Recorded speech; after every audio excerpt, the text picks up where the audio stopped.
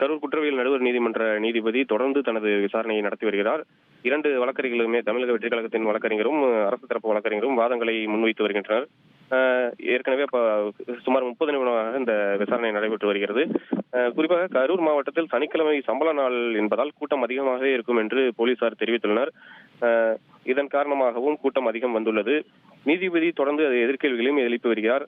அங்கு நடந்த குற்ற சம்பவம் குறித்து கரூர் நகர போலீஸ் டிஎஸ்பி செல்வராஜ் நீதியரசர் முன்னிலையில் பதிலளித்தும் வருகிறார்.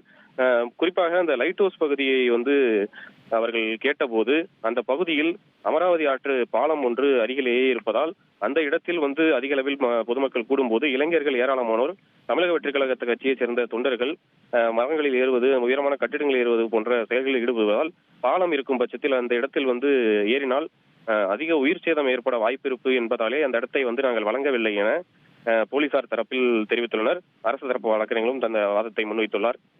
குறிப்பாக 90,000 பேர் நின்று கவனிக்கலாம், அவ்வளவு பெரிய இடத்தை கொடுத்தோம் என்று, அதாவது இந்த வேலுச்சாமிபுரம் பகுதியில் நடந்த கூட்டம் நடந்த இடம் 90,000 பேர் நின்று கவனிக்கும் அளவுக்கு பெரிய இடம் என்று போலீசார் தரப்பில் தெரிவித்துள்ளனர்.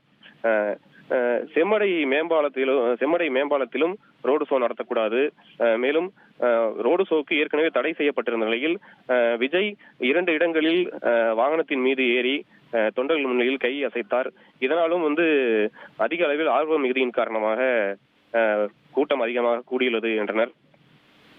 அதே சமயத்தில் அந்த விஜய் பிரச்சாரம் நடந்த இடத்தமான வேலுச்சாமிபுரத்தில் அதற்கு ஒரு நாள் முன்பாகவே தமிழகத்தின் எதிர்க்கட்சி தலைவரான எடப்பாடி பழனிசாமி சென்றார்.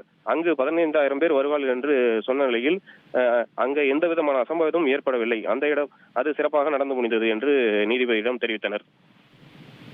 மணிகண்டன், தற்போது இந்த லைட் ஹவுஸ் கார்னர் பகுதி எத்தனை மக்கள் கூடுவதற்கான இடமாக உள்ளது? இது வேலுச்சாமிபுரத்தை விட பெரிய அளவிலான ஒரு இடமா?